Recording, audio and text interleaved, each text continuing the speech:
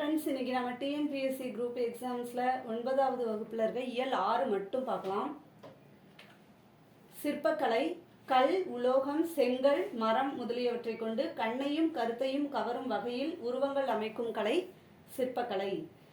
கல்லும் உலோகமும் செங்கல்லும் மரமும் மண்ணும் சுதையும் தந்தமும் வண்ணமும் கண்ட சருக்கரையும் மெழுகும் என்றிவை 10 சிற்பத் தொழிற் குறிப்பாவன. திவார நிகண்டு எனும் நூலில் இடம்பெற்றுள்ள வரிகள். உருவத்தின் முன்பகுதியும் பின்பகுதியும் தெளிவாக தெரியும் வகையில் முழு உருவத்துடன் அமைந்தவை முழு உருவச் சிற்பங்கள். ஒரு உருவத்தோட முன்பகுதி பின்பகுதி ஃபுல் உருவமே தெரியும், அது முழு உருவச் சிற்பங்கள். முன்பகுதி மட்டும் தெரியும்படி அமைக்கப்பட்ட சிற்பங்கள் புடைப்பு சிற்பங்கள். இப்போ முன்பகுதி ஒரு கோவில் தூணில் பார்த்தீங்கன்னா ஒரு சிலை இருக்குன்னா அதோட முன்பகுதி மட்டும்தான் தெரியும், அதெல்லாம் புடைப்பு சிற்பங்கள். இது எங்கெங்கன்னா அரண்மனைகள், கோவில்களில் நம்ம பார்க்கலாம். தெய்வ உருவங்கள், இயற்கை உருவங்கள், கற்பனை உருவங்கள், முழு வடிவ உருவங்கள் என 4 நிலைகளில் உலோகத்தினாலும் கல்லினாலும் சிற்பங்கள் அமைக்கப்படுகின்றன. சிற்பங்களை வடிவமைப்பவர்கள் கற்கவிஞர்கள் என்று சிறப்பிக்கப்படுகின்றனர். கற்கவிஞர்கள்னு யாரை சொல்றோம்? சிற்பங்களை வடிவமைப்பவர்களை. பல்லவர் காலத்தில் சுதையாலும் கருங்கற்களினாலும் சிற்பங்கள் அமைக்கப்பட்டன. தூண்களில் யாழி, சிங்கம், தாமரை மலர், நுட்பமான வேலைப்பாடுகள் நிறைந்த வட்டங்கள் பொறிக்கப்பட்டன. பல்லவர் கால சிற்பக்கலைக்கு மாமல்லபுர சிற்பங்கள் மிகச் சிறந்த சான்று. பல்லவர் கால சிற்பங்கள்னா மாமல்லபுரம் சிற்பங்கள் தான் சிறந்த சான்றுன்றாங்க. கடற்கரையில் காணப்பட்ட பெரும் பாறைகளை செதுக்கி பற்பல உருவங்கள் அமைக்கப்பட்டுள்ளன. பஞ்சபாண்டவர் ரதங்கள் மற்றும் பல்வேறு உருவச் சிற்பங்களும் பல்லவர்களின் சிற்பக்கலை பெருமையை உலகுக்கு உணர்த்துகின்றன. காஞ்சி கைலாசநாதர் கோவில் சுற்றுச்சுவர் முழுவதும் சிற்பங்களின் கலைக்கூடமாக திகழ்கிறது. சிற்பங்களின் கலைக்கூடமாக காஞ்சி கைலாசநாதர் கோவில் சுற்றுச்சுவர் திகழ்கிறது. காஞ்சி வைகுந்த பெருமாள் கோவிலிலும் பல்லவர் கால சிற்பங்கள் மிகுதியாக உள்ளன. பல்லவர் கால குடைவரை கோவில்களின் நுழைவு வாயிலின் இருபுறங்களிலும் காவலர்கள் நிற்பது போன்று சிற்பங்கள் படைக்கப்பட்டுள்ளன. மாமல்லபுரம், காஞ்சிபுரம், திருச்சி மலைக்கோட்டை ஆகியவை பல்லவர் கால சிற்பக்கலைகள். பாண்டியர் காலத்தில் அமைக்கப்பட்ட குகை கோவில்களில் சிற்ப வேலைப்பாடுகள் நிறைந்துள்ளன. அவற்றை திருமயம், பிள்ளையார்பட்டி, குன்றக்குடி, திருப்பரங்குன்றம் முதலிய இடங்களில் உள்ள கோவில்களில் காணலாம். கோவில்பட்டிக்கு மேற்கே கழுகுமலை வெட்டுவான் கோவிலில் அமைந்துள்ள சிற்பங்களும் பாண்டியர் கால சிற்பக்கலைக்கு சான்றாகும். கற்சிற்பங்கள் அமைக்கும் கலை சோழர் காலத்தில் விரைவாக வளர்ச்சியடைந்தது. முதலாம் ராசராசன் கட்டிய தஞ்சை பெரிய கோவில், முதலாம் ராஜேந்திர சோழன் எழுப்பிய கங்கை கொண்ட சோழபுரம், 2ஆம் ராசராசன் எழுப்பிய தாராசுரம் ஐராவதீஸ்வரர் கோவில், 3ஆம் குலோத்துங்க சோழன் அமைத்த திரிபுவன வீரேஸ்வரம் கோவில் போன்றவை சோழர் கால சிற்பக்கலையின் கருவூலங்களாக திகழ்கின்றன. தஞ்சை பெரிய கோவிலில் 14 அடி உயரமுள்ள வாயிற்காவலர் உருவங்களும் மிக பெரிய நந்தியும் வியப்பூட்டும் வேலைப்பாடுகள் கொண்ட தூண்களும் சோழர் கால சிற்பத்திறனுக்கு சான்றாகின்றன. கங்கை கொண்ட சோழபுரத்தில் ஒரே கல்லில் அமைந்த நவகிரகமும் சிங்கமுக கிணறும் அவற்றுள் பொறிக்கப்பட்டுள்ள உருவங்களும் குறிப்பிடத்தக்கன. புதுக்கோட்டை மாவட்டம் நார்த்தாமலையில் நடன முத்திரைகளுடன் சிற்பங்கள் அமைக்கப்பட்டுள்ளன. அங்கு கொடும்பாலூரில் 2ஆம் பராந்தக சோழனால் கட்டப்பட்ட மூவர் கோவில் சிற்பங்கள் அழகானவை. திருச்சிராப்பள்ளி மாவட்டம் ஸ்ரீனிவாசநல்லூரில் உள்ள குரங்கநாதர் கோவில் சிற்பங்கள் குறிப்பிடத்தக்கவை. சோழர் காலம் செப்பு திருமேனிகளின் பொற்காலம் என்று அழைக்கப்படும் அளவிற்கு அழகுற அமைந்தவையாகும். விஜயநகர மன்னர்கள் காலத்தில் கோவில்களில் மிக உயர்ந்த கோபுரங்கள் எழுப்பப்பட்டன. அவற்றில் சுதைகளால் ஆன சிற்பங்கள் மிகுதியாக உள்ளன. தெலுங்கு, கன்னட பகுதிகளுடன் தொடர்பு கொண்டிருந்த காரணத்தால் அதன் தாக்கம் தமிழ்நாட்டு சிற்பக்கலையில் ஏற்பட்டது. குதிரை உருவங்களை சிற்பங்களில் இடம்பெறச் செய்தனர். பல்வேறு ஓசைகளை எழுப்பும் இசை கற்றூன்களையும் அமைத்தார்கள். நாயக்க மன்னர் பல இடங்களில் ஆயிரங்கால் மண்டபங்களை அமைத்தனர். அவற்றின் தூண்களில் அழகிய சிற்பங்களை செதுக்கினர். மதுரை மீனாட்சி அம்மன் கோவில், ராமேஸ்வரம் பெருங்கோவில், திருநெல்வேலி நெல்லையப்பர் கோவில், கிருஷ்ணாபுரம் பெருமாள் கோவில், திண்டுக்கல் அருகே தாடிக்கொம்பில் உள்ள பெருமாள் கோவில் மற்றும் பேரூர் சிவன் கோவிலில் கலைநயம் மிக்க சிற்பங்களை காண முடியும். மதுரை மீனாட்சி அம்மன் கோவில் ஆயிரங்கால் மண்டப தூண்களில் கண்ணப்பர், குறவன், குரத்தி போன்ற சிற்பங்கள் உள்ளன. ஹரிச்சந்திரன், சந்திரமதி சிற்பங்களில் ஆடை ஆபரணங்கள் கலை நயத்துடன் காணப்படுகின்றன. இறந்த மைந்தனை கையில் ஏந்தியபடி நிற்கும் சந்திரமதி சிலையும் அமைந்துள்ளது. விழியோட்டம், புருவ நெளிவு, நக அமைப்பு மிக நுட்பமாக படைக்கப்பட்டுள்ள சிற்பங்கள் கோயம்புத்தூருக்கு அண்மையில் உள்ள பேரூர் சிவன் கோவிலில் உள்ளது. பௌத்த மதத்தை தழுவிய தமிழர்கள் புத்தரின் உருவத்தை அமர்ந்த, நின்ற, படுத்த நிலைகளில் சிற்பங்களாக படைத்து வழிபட்டனர். சமண மதத்தில் சில சிற்பங்கள் அளவுக்கு மீறிய உயரமும் பருமனும் உடையன.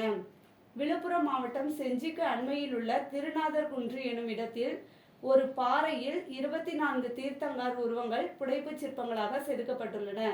மதுரைக்கு அண்மையில் சமணர்களின் படுக்கைகள் செதுக்கப்பட்ட இடங்களிலும் மலை பாறைகளிலும் சமண சிற்பங்கள் செதுக்கப்பட்டுள்ளன. மதுரைக்கு அண்மையில் சமணர்களின் தமிழகத்தில் கட்டப்படும் கோவில்களில் இன்றும் சுதை சிற்பங்களும் கற்சிற்பங்களும் அமைக்கப்பட்டு வருகின்றன. செங்கல், பைஞ்சுதைனா சிமெண்ட் கற்கள் கொண்டு கலைநயமிக்க சிற்பங்கள் உருவாக்கப்படுகின்றன. வெண்கலம் முதலான உலோகங்களாலும் செயற்கை இலைகளாலும் கடவுள் உருவங்களும் மனித உருவங்களும் உருவாக்கப்படுகின்றன. சிற்பங்கள் வரலாற்று பதிவுகளாகும், மனித அறிவு முதிர்ச்சியாகும். தமிழ்நாடு தொழில்நுட்ப கல்வி இயக்ககம் வெளியிட்டுள்ள சிற்பக்கலை குறித்த நூல் சிற்ப செந்நூல். தமிழ்நாடு தொழில்நுட்ப கல்வி இயக்ககம் வெளியிட்டுள்ள சிற்பக்கலை குறித்த நூல் சிற்ப செந்நூல். போரில் விழுப்புண்பட்டு இறந்த வீரருக்கு நடுகள் நடப்பட்டு அவ்வீரரின் உருவம் பொறிக்கப்படும். இதுவும் தமிழரின் சிற்பக்கலைக்கு சான்று. தொல்காப்பியத்தில் சிற்பக்கலை பற்றிய குறிப்பு காணப்படுகிறது. ராவண காவியம். குறிஞ்சி அருவிகள் பறையாய் ஒலிக்கும், கிளிகள் தமிழிசை பாடும், மயிலின் நடனத்தை குரங்கினம் மிரட்சியுடன் பார்க்கும். தீயிலிட்ட சந்தனமர குச்சிகள் அகில் இவற்றின் நறுமணமும், உலையிலிட்ட மலை நெல்லரிசி சோற்றின் மனமும், காந்தல் மலரின் ஆழ்ந்த மனமும் தோய்ந்திருப்பதால் அங்குள்ள பொருட்கள் மனம் கமழ்ந்திருக்கும். முல்லை. முல்லை நில மக்களான ஆயர் முக்கணியும் தேனும் சேகரித்து கொண்டு முக்குழல் இசையால் மேயும் பசு கூட்டங்களை ஒன்று சேர்த்தனர். முதிரை, சாமை, கேழ்வரகு, மணி, குதிரைவாளி, நெல் ஆகியவற்றை கதிரடிக்கும் ஓசையை கேட்டு மான்கள் அஞ்சியோடும். பாலை. வெயிலின் வெப்பத்தை தாங்காமல் இருந்த செந்நாய்க்குட்டியை தான் துன்புற்று நின்று தன் நிழலில் இளைப்பாறச் செய்தது அதன் தாய். சிறுவர்கள் நன்கு மனம் வீசும் மராமலர்களை மாலையாக அணிந்திருந்தனர். எருதின் கொம்புகளை பாலைக்காயை வெடிக்குமாறு அடித்து விளையாடினர். அவ்வோசையை கேட்டு பருந்துகள் அஞ்சி பயந்தோடின. மருதம். முல்லை நிலத்தின் காட்டாறு மருத நிலத்தில் பாய்ந்தோடும். நெற்பயிரை காக்கும் வகையில் கரும்பு வளர்ந்து நிற்கும். மருத நில வயலில் காஞ்சி வஞ்சி மலர்கள் பூத்து நிற்கும்.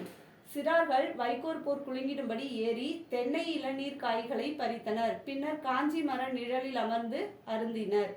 நெய்தல். தூய ஒழுக்க முறையை பின்பற்றுபவர்கள் பசி துயரால் துன்புறுவோரை கண்டு வருந்துவார்கள். அதுபோல் தான் வாழும் இடமானது மூழ்குமாறு பெரும் கடலலை புகுந்து விட்டாலும் மலையளவுக்கு பவளங்களையும் நல் இயல்பு தோன்றும் ஒளி முத்துக்களையும் நெய்தல் நிலத்தவர் கடற்கரையில் கொண்டு வந்து குவிப்பர். தும்பியானது கரையை நெருங்கி வருகின்ற மலை போன்ற அலையினை தடவி கடற்கரை மணலிடை உலவி காற்றிலே தன் நீண்ட சிறகினை உலர்த்தும். பின்னர் பெண்களின் முகத்தை தாமரை மலரென கருதி தொடர்ந்து செல்லும். அது வானில் முழு நிலவை தொடர்ந்து செல்லும் கருமேகத்தின் காட்சி போல் உள்ளது. ராவண காவியம் காலத்தின் விளைவு, ஆராய்ச்சியின் அறிகுறி, புரட்சி பொறி, உண்மையை உணர வைக்கும் உன்னத நூல். இவ்வாறு கூறியவர் பேரறிஞர் அண்ணா. 20ஆம் நூற்றாண்டில் தோன்றிய தனித்தமிழ் பெருங்காப்பியம் ராவண காவியம். இந்நூல் தமிழக காண்டம், இலங்கை காண்டம், விந்த காண்டம், பழிபுரி காண்டம், போர்க்காண்டம் என 5 காண்டங்களையும் 3100 பாடல்களையும் கொண்டது. ராவண காவியம் 5 காண்டங்களையும் 3100 பாடல்களையும் கொண்டது. நூலினை இயற்றியவர் புலவர் குழந்தை. தந்தை பெரியார் வேண்டுகோளுக்கிணங்க 25 நாட்களில் திருக்குறளுக்கு உரை எழுதியுள்ளார். புலவர் குழந்தைன்றவங்க பெரியாரின் வேண்டுகோளுக்கு ஏற்ப 25 நாட்களில் திருக்குறளுக்கு உரை எழுதியுள்ளார். யாப்பதிகாரம், தொகையதிகாரம் உள்ளிட்ட 30க்கும் மேற்பட்ட இலக்கண இலக்கிய நூல்களை படைத்துள்ளார். நாச்சியார் திருமொழி. ஆடும் இளம் பெண்கள் கைகளில் கதிரவன் போன்ற ஒளியை உடைய விளக்கையும் கலசத்தையும் ஏந்தியவாறு வந்து எதிர்கொண்டு அழைக்கிறார்கள். வடமதுரையை ஆளும் மன்னன் கண்ணன் பாதுகைகளை அணிந்து கொண்டு புவி அதிர மகிழ்ச்சியுடன் நடந்து வருகிறான். இக்காட்சியை கனவில் கண்டதாக ஆண்டாள் கூறுகிறார். திருமாலை வழிபட்டு சிறப்பு நிலை எய்திய ஆழ்வார்கள் 12. இவர்களில் ஒருவரான ஆண்டாள் சூடி கொடுத்த சுடற்கொடி என அழைக்கப்பெறுகிறார். பெரியாழ்வாரின் வளர்ப்பு மகள். ஆழ்வார்கள் பாடிய பாடல்களின் தொகுப்பு 4000 திவ்ய பிரபந்தம். இத்தொகுப்பில் ஆண்டாள் பாடியதாக திருப்பாவை நாச்சியார் திருமொழி என்ற 2 தொகுதிகள் உள்ளன. ஆண்டாள் பாடியது திருப்பாவை மற்றும் நாச்சியார் திருமொழி. நாச்சியார் திருமொழி மொத்தம் 143 பாடல்களை கொண்டது. செய்தின்றது ஒரு சிறுகதை. தி. ஜானகிராமன் தஞ்சை மண் வாசனையுடன் கதைகளை படைத்தவர். மணிக்குடி, கிராம ஊழியன், கணையாளி, கலைமகள், சுதேசமித்ரன், ஆனந்த விகடன், கல்கி போன்ற இதழ்களில் இவரது கதைகள் வெளிவந்துள்ளன. நலகவனிங்க சுதேசமித்ரன்லையும் வெளிவந்திருக்கு. அவரவர் அனுபவிப்பதும் எழுத்தாக வடிப்பதும் அவரவர் முறை எனும் கோட்பாட்டை கொண்டவர் தி. ஜானகிராமன். ரோம், செக்கோஸ்லோவேக்கியா சென்ற அனுபவங்களை கருங்கடலும் கலைக்கடலும் எனும் தலைப்பில் 1974 நூலாக வெளியிட்டுள்ளார். தமது காவிரி கரை வழியான பயணத்தை நடந்தாய் வாலி காவேரி எனும் தலைப்பில் நூலாக வெளியிட்டுள்ளார். இவரது மற்றொரு பயண கட்டுரை அடுத்த வீடு 50 மைல் என்பதாகும். இந்திய இசையின் அழகான நுட்பங்களை தெளிவாக வாசித்து காட்டக்கூடிய இசைக்கருவிகளில் நாகசுரமும் ஒன்று. பழைய வீடுகளிலிருந்து பிரிக்கப்பட்ட ஆச்சா மரக்கட்டைகளை கொண்டே நாகசுரம் செய்யப்படுகிறது. நாகசுரத்தின் மேல் பகுதியில் சீவாளி என்ற கருவி பொருத்தப்பட்டுள்ளது. சீவாளி நாணல் என்ற ஒரு புல்வகையை சார்ந்தது. புணர்ச்சி. நிலைமொழி, வருமொழி. புணர்ச்சி என்பது 2 சொற்களுக்கு இடையில் நிகழ்வது. 2க்கு மேற்பட்ட சொற்களாக இருந்தாலும் நிலைமொழி வருமொழி, வருமொழி நிலைமொழியாகி நிற்கும். 2 மொழிகளுக்கிடையே நிகழ்வதுதான் புணர்ச்சி. ஒரு சொல்லோடு ஒட்டுகளோ இன்னொரு சொல்லோ இணையலாம். அவ்வாறு இணையும் போது ஒளி நிலையில் மாற்றங்கள் நிகழ்வதுண்டு. மாற்றம் இல்லாமலும் சேர்வதுண்டு. புணர்ச்சியில் நிலைமொழியின் இறுதி எழுத்தை பொறுத்து உயிரிரு மெய்யிரு எனவும், வருமொழியின் முதல் எழுத்தை பொறுத்து உயிர் முதல் மெய் முதல் எனவும் பிரிக்கலாம். புணர்மொழியின் இயல்பு. எழுத்து வகையால் சொற்கள் 4 வகைப்படும். நிலைமொழி இறுதி எழுத்து, வருமொழி முதல் எழுத்து அடிப்படையில் 4ஆக பிரிக்கலாம். ஃபர்ஸ்ட் எழுத்து வகையால் பார்க்கலாம். கலை பிளஸ் அழகு, அது உயிரீரு. மண் பிளஸ் குடம், மெய்யீரு. வாழை பிளஸ் இலை, உயிர் முதல், அதாவது ஈன்றதுல இங்கே ஸ்டார்ட் ஆயிருக்கு. இலை ஈ, இது உயிர் எழுத்து முதல். வாழை பிளஸ் மரம், மெய் முதல். நிலைமொழி இறுதி எழுத்து வருமொழி முதல் எழுத்து அடிப்படையில் 4ஆக பிரிக்கலாம். உயிர் முன் உயிர், மணி, அதாவது மணி பிளஸ் அடின்றது மணி அடின்னு ஆகுது. ஓகேவா? உயிர் முன் மெய், பனி பிளஸ் காற்று, பனிக்காற்று. மெய் முன் உயிர், ஆள் பிளஸ் இலை, ஆளிலை. மெய் முன் மெய், மரம் பிளஸ் கிளை இஸ் ஈக்குவல் டு என்ன வருது? Equal to மரக்கிளை.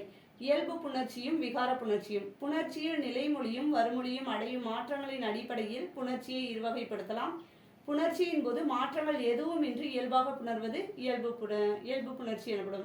வாழை பிளஸ் மரம், வாழை மரம். செடி பிளஸ் கொடி, செடி கொடி. மண் பிளஸ் மலை, மண்மலை. புணர்ச்சியின் போது ஏதேனும் மாற்றம் நிகழ்ந்தால் அது விகார புணர்ச்சி எனப்படும். இந்த மாற்றம் 3 வகைப்படும்: தோன்றல், திரிதல், கெடுதல். நுழைவு பிளஸ் தேர்வு, நுழைவு தேர்வு. இத்துன்னு தோன்றியிருக்கு, தோன்றல். கல்லூரி பிளஸ் சாலை, கல்லூரி சாலை. பல் பிளஸ் பசை, பற்பசைன்னு மாறி இருக்கு, இது திரிதல் விகாரம். புறம் பிளஸ் 400, இம்மு மறைந்திருக்கு, இது கெடுதல் விகாரம். இம்மு நீங்கிவிட்டது, புறநானூறு. புறம் பிளஸ் 400, புறநானூறு, கெடுதல் விகாரம். உயிரீற்று புணர்ச்சி, உடம்படுமை. உயிரை ஈராக உடைய சொற்களின் முன் உயிரை முதலாக உடைய சொற்கள் வந்து சேரும். அப்போது சொற்கள் சேராமல் தனித்து நிற்கும். ஒன்று சேராத உயிரொலிகளை ஒன்று சேர்ப்பதற்கு அங்கு ஒரு மெய் தோன்றும். இதனை உடம்படுமை என்பர். நிலைமொழியின் ஈற்று இ, ஈ, ஐ எனும் உயிரெழுத்துக்களை ஈராக உடைய சொற்கள் நிற்கும். அவற்றின் முன் 12 உயிர்களையும் முதலாவதாக உடைய சொற்கள் சேரும். அந்நிலையில் யகரம் உடம்படுமையாக வரும். மணி பிளஸ் அழகு, மணி அழகு. தீ பிளஸ் எரி, தீ எரின்னு வந்திருக்கு பாருங்க. ஈன்ற ஒரு எழுத்து சேர்ந்து இ பிளஸ் ஏன்னு மாறி இருக்கு. தீ பிளஸ் ஒடை, தீ ஓடை பிளஸ் ஓரம், ஓடையோரம். இ, ஈ, ஐ தவிர பிற உயிரெழுத்துக்கள் நிலைமொழி ஈராக வரும்பொழுது அவற்றின் முன் வருமொழியில் 12 உயிர்களும் வந்து புணர்கையில் வகரமை தோன்றும். பல பிளஸ் உயிர், பல உயிர். பா பிளஸ் இனம், பாவினம். நிலைமொழி ஈராக ஏகாரம் வந்து வருமொழியில் 12 உயிரெழுத்துக்களையும் உடைய சொற்கள் வந்து புணர்கையில் யகரமோ வகரமோ தோன்றும். எடுத்துக்காட்டு பார்த்தீங்கன்னா புரிஞ்சிடும் உங்களுக்கு. சே பிளஸ் அடி, சேயடி. சே பிளஸ் அடி, சேவடி. தே பிளஸ் ஆரம், தேவாரம். இவனே பிளஸ் அவன், இவனே அவன். குற்றியல் உகர புணர்ச்சி. வட்டு பிளஸ் ஆடினான், வட்டாடினான். நிலைமொழியாக வரும் குற்றியல் உகரத்தின் முன் உயிரெழுத்துக்கள் வந்தால் நிலைமொழியில் உள்ள உகரம் கெடும், வறுமொழியில் உள்ள உயிரெழுத்து நின்று மெய்யுடன் இணையும். குற்றியல் உகரத்தை போலவே சில முற்றியலுகரங்களுக்கும் இவ்விரு விதிகளும் பொருந்தும். உறவு பிளஸ் அலகு உறவலகு. மெய் மயக்கம். புணர்ச்சியில் இரு சொற்கள் இணையும் போது வருமொழியில் க ச த ப வந்தால் சில இடங்களில் மீண்டும் அதே எழுத்து தோன்றும்.